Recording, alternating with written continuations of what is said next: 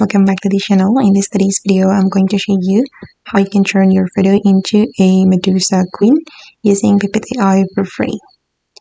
Okay, first of all guys, you can go to the Pippit AI website, then you're going to sign in to get free credits and go to the home menu right here, and then I'm going to add my prompt and I'm going to upload random photo from my device.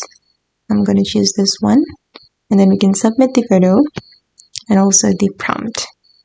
And hold on guys, it's still loading. Okay, that's beautiful. And I think this is the best, so I'm gonna use this one, and then I'm going to click on download guys to download the photo. Okay, and done. Okay guys, and that's how you can transform yourself into a Medusa Queen using Pippit AI for free.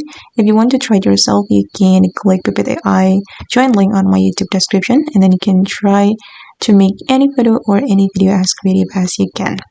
Thank you so much for watching, and bye!